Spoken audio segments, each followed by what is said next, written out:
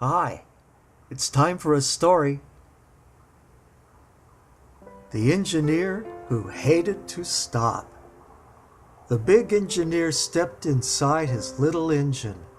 He looked up the track to see if everything was clear. He looked down the track for the conductor to tell him it was time to start. "All aboard," called the conductor, and he waved his hand at the engineer. The engineer started the little train. Puff, puff, went the smokestack. Choo, choo, went the engine. Clickety-click went the wheels. The little train was moving.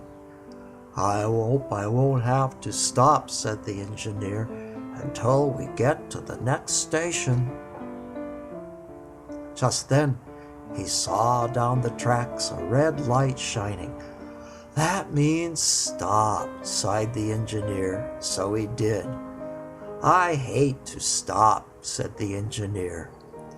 He couldn't pass a red light. So the engineer twiddled his thumbs. He hummed a tune. He looked out of the window. And the light was green. "That means go," smiled the engineer. The smokestack puffed smoke. Choo-choo went the engine. Clickety-click went the wheels. "I hope I won't have to stop again," said the engineer. Just then he saw down the tracks a man waving a red flag. "Now what?" sighed the engineer as he stopped the train. "Men are working on the tracks," said the man with the red flag. "You'll have to wait a minute." "I hate to stop," said the engineer. He couldn't pass a red flag. So the engineer rubbed his nose. He shuffled his feet. He looked out of the window.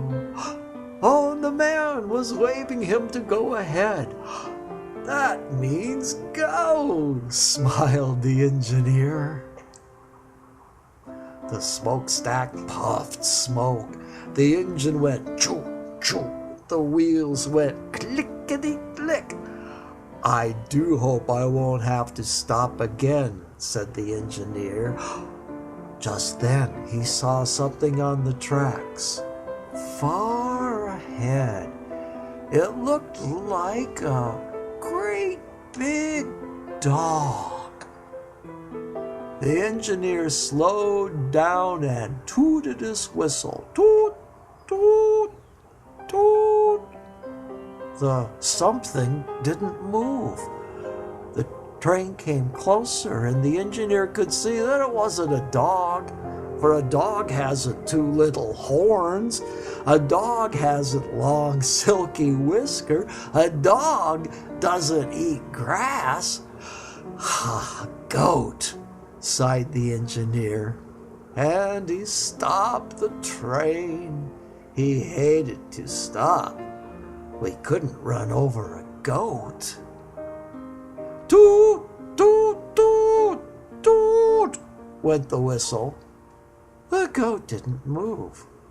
The engineer climbed out of his cab. "Shoo," he said. The goat didn't move. The conductor came running. "Scrat," he said. The goat kept on eating grass. The baggage man came out. He looked at that goat, and he thought about something he had in his baggage car. "I know what will make that goat move," he said. He climbed into his baggage car, and he came back with some hay. He held it out so that the goat could get a good whiff of it. You know what happened? A goat would rather eat hay any day than stand on a railroad track. The goat moved, and then the train moved. "This is more like it," smiled the engineer. And they didn't stop again until they got to the next station.